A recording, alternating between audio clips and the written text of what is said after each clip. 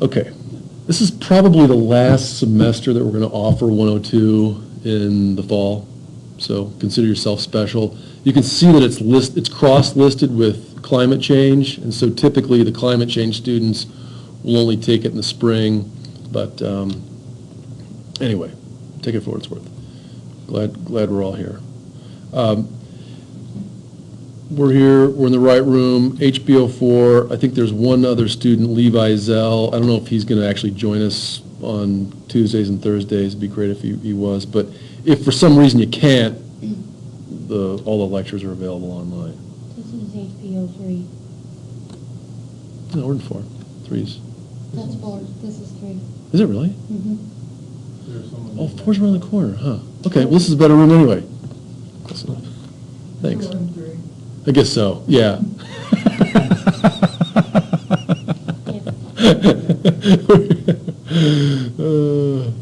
And so, you went through 101. That's the conventional energy.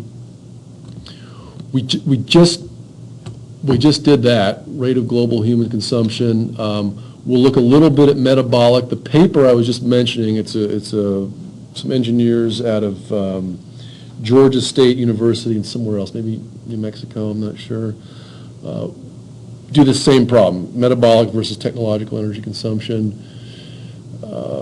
historical and prehistoric rates.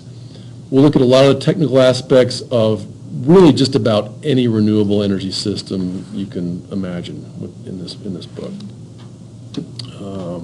Capture, convert, store, and distribute. We'll get into that as well. Not as much detail as you will in 214, but that's down the road next year. We'll talk a lot about economic viability. I'll even talk a little bit about a recent bid that I put in on the island of Antigua that fell through purely for political reasons, not for economics whatsoever, because I think we all know that a lot of renewables are now competing on a level playing surface with the non-renewables. Social barriers are there too, costs and benefits. We'll dig into the laws of thermo. I just Sunday morning submitted the final edits on my own entropy paper that I've been working on for several years, so that's now in the literature, and we can play around with that a little bit.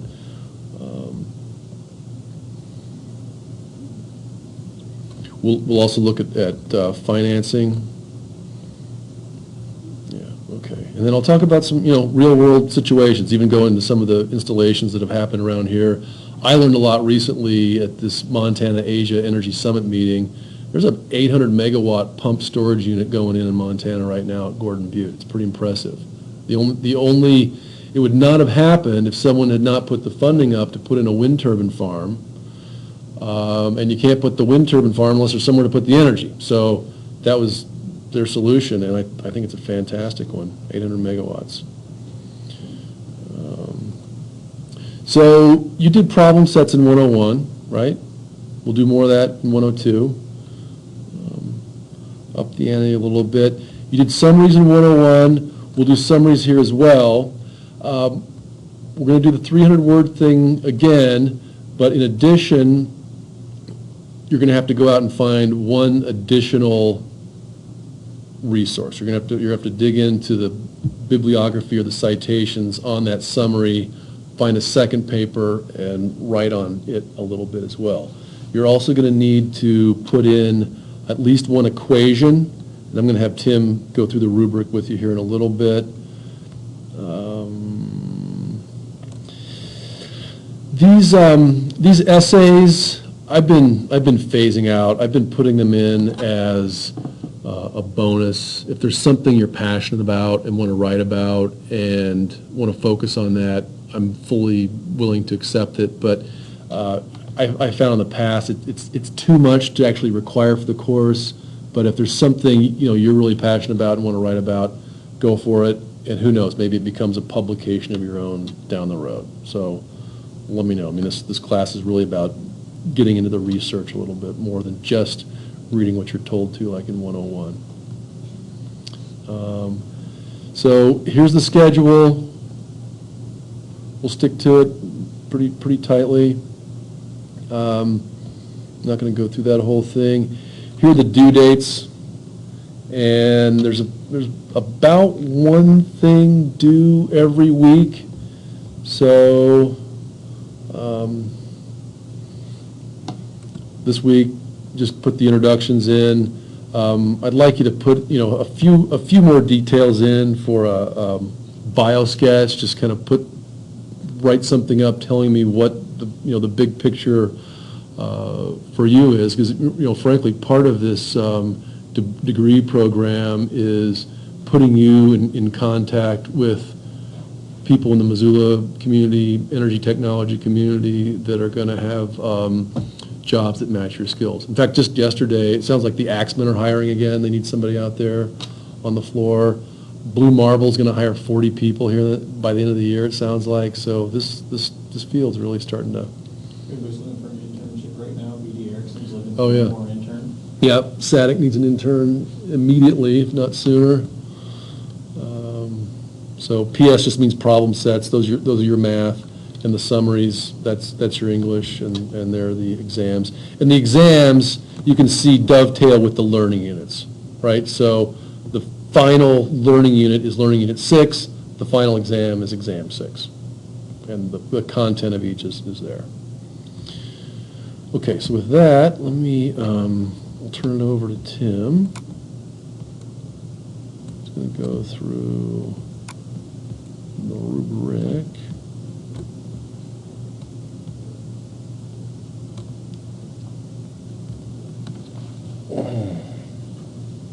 And that summary 3 will be a lot like your 101 summary 3, but a couple little extra curveballs thrown in there. It won't be the conventional one. It'll be a little more numerical. But Tim, you want to dig into this now?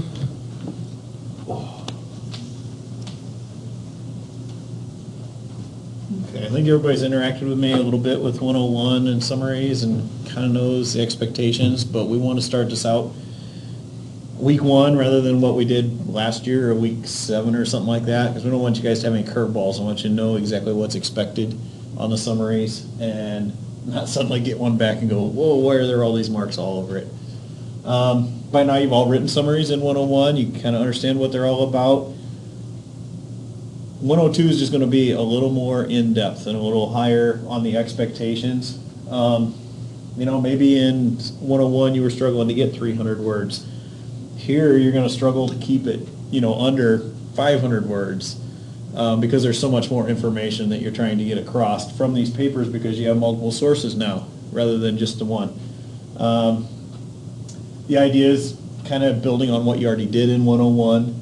Like Brad said, we'll touch on digging a little bit deeper and seeing where they got their information, what that's all about, and then sharing it with us. Using an equation in the paper or in your summary. That's easy enough. You're going to be able to pull it out of one of those two papers or one of the references. We'll have the equations in there. We just need you to break it down and explain why that's relevant, why that's important to your summary and how that all works. Like I said, you're not going to have problems with 300 words other than getting that low. We're kind of past the spelling and grammar. You guys all know how to use spell check, so keep an eye out for squiggly lines showing up. There's something wrong, and you need to fix it. So the first 5 are pretty standard. 6, failure to include a citation. A lot of people got tripped up on that in 101. If you're using information from somewhere, it needs to be cited. Once you cite it in the beginning, I know who you're talking about, so you're going to want to cite both papers. Obviously the main paper that you're reviewing, but then when you get into that, okay, here's my second reference, you're going to need to cite that as well. Do your simple cite in the beginning, first paragraph ideally, hey, I did the summary is about this paper, short cite.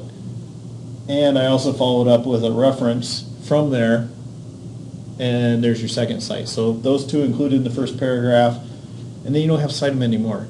And then at the end of the references, then you're going to list out the full site with all the information. If you have any questions about that, come see me. There's lots of sources. Just Google it. It'll tell you how to do cites. Got to have that second peer-reviewed paper in there. Got to have your equation. I'm sure Brad will show you some nifty tricks on how to do equations and the tricks in the Word document of how you get those cool symbols and get it all centered up and everything. Brad will go over that in class, so you'll know how to do that. And we'll just get a little more picky before, if you included a reference in 101s, like, hey, yeah, you're good to go, you had the reference in there. In 102, you need to have the correct format.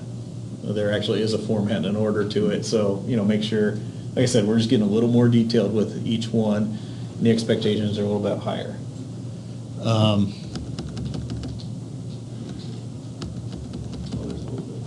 So, yeah, there's your equation, and you need to explain what the equation is. And you've seen that, like I said, in class, but, and I think we'll put up another, we'll put up a demo summary of what it should look like, so you know what you're looking for. I But, think there is a sample summary in the syllabus.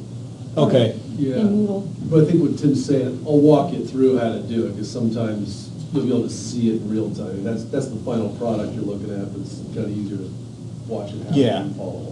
but it's not enough to just put it in an equation, because you can randomly put in anything, but it doesn't mean anything to me. You need to tell me what each one of those values is, where, okay, here's my equation. F is the added energy due to anthropogenic radiative forcing. N is the net heat flux, and so on and so forth, right on down the line. Tell me what each value is in that equation so I can translate it. Otherwise, delta is pretty standard. We know what that means, but I may not know what F means because it may have different values in different equations. So make sure that you list out what each one of those is. Other than that, it's a lot like what you've been doing. Like I said, we're just trying to fine tune it, refine it, increase your abilities a little bit more and how to write them. And I'm around all the time. That's pretty much my job, is to be here for you guys. So if you have any questions about it, please shoot me an email, set up a time, just swing by the office. If I'm there, I'll be happy to help you. It's not to trip you up. The idea is to make you better writers, and I'm here to help you with that. So whatever you need from me, I'm there for. Oh, I think that's it, yeah, thanks. Other thing, I've had the good fortune recently of meeting a lot of national leaders in renewable energy technology, so I'll do my best to get them piped in here. I've met wind turbine experts, biomass experts, and one really nice thing we've got going for us is this link. Let's go back and show you what I'm talking about.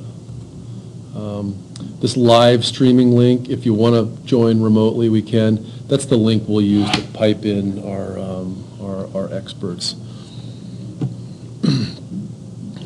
They could even Skype in. The other nice thing about this software that's running in the background, Camtasia, it's just recording everything that comes in from the camera, in from the audio, everything that's on the screen. So basically get to see everything that's happening in the class. So any other questions at all about the format? We've already... When we do our summaries, are we supposed to post them in the forum for like a reference? Oh, that's a great question. So where do you post the summary? And I hope that says so in the syllabus. I might have breezed past that little detail. Let's just take a look here. I'll make sure it says that.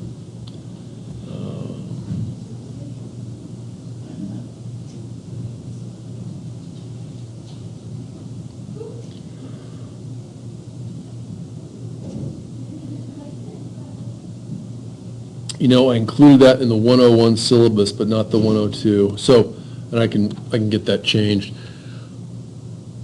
You'll post it twice. You'll post it once, and I'll show you where.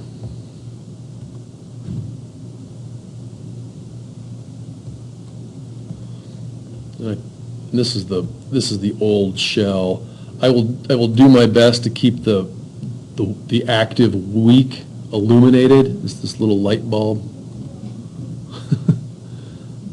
I don't know why it's gray. That's kind of a weird color for being illuminated, but If you look down here, let's see when the first summary is due, summary 2 forum. Yeah, so like on summary 2, for example, there's a forum, and so you'll upload your summary 2 to the forum first. You'll read the summaries of 2 of your classmates, give them some constructive criticism, say, hey, I agree with your opinion, I don't, that's interesting, I never thought about that, oh my gosh, what are you talking about? And if there's some other fussy thing, like, grammar, paragraph transition, et cetera, that Tim was just mentioning, you can call them on that too. But then you'll also upload it to this thing for grading, and that's where you get your grade. So you'll upload it twice, once for peer review and once for final grading. And frankly, that's a lot really how academia works. I was just telling you a paper of mine was finally accepted for publication. It went through peer review. I mean, other experts in the field read it and gave me some feedback. I made all the edits, and now it's ready for public consumption. There was some good feedback too. I mean, don't be mean. I mean, don't be mean, condescending to your classmates. But man, it gets pretty tooth and nail in the real.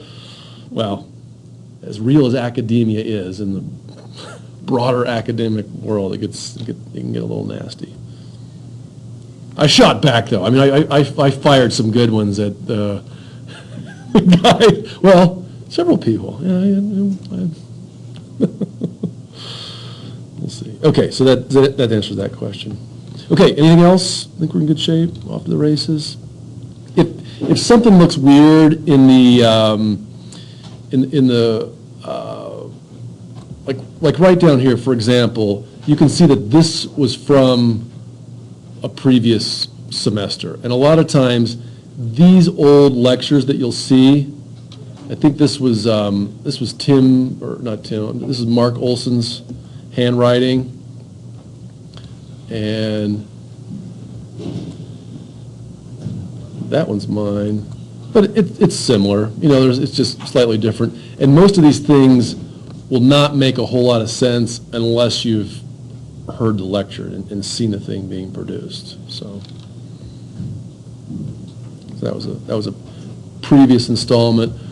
Obviously, we have not gotten to lecture 2 yet. If you want to look ahead a little bit, I left last year's up there. You can kind of look at it as a preview. I won't guarantee that. Like I said, it's not going to make a whole lot of sense unless you're seeing it being written down and actually following along and writing it yourself. But we'll make stuff. It looks just as messy this semester, I promise. So. But anyway, it's just a little disclaimer is as we move through the semester, don't get so far ahead and say, oh my gosh, I read the wrong thing. We'll stick to the book, we'll stick to the problem sets. Nothing's going to be that different from previous semesters, but don't expect it to be exactly the same either. This is a good one though too. If you want to look at this little example problem, there's nothing wrong with it. He's got a little typo here where he didn't have,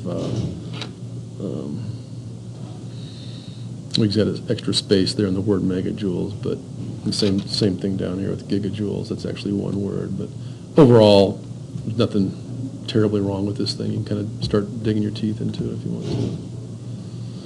And this really gets us towards that engineering technology that I was speaking about previously, so. Okay, well, let's go set the turbine up.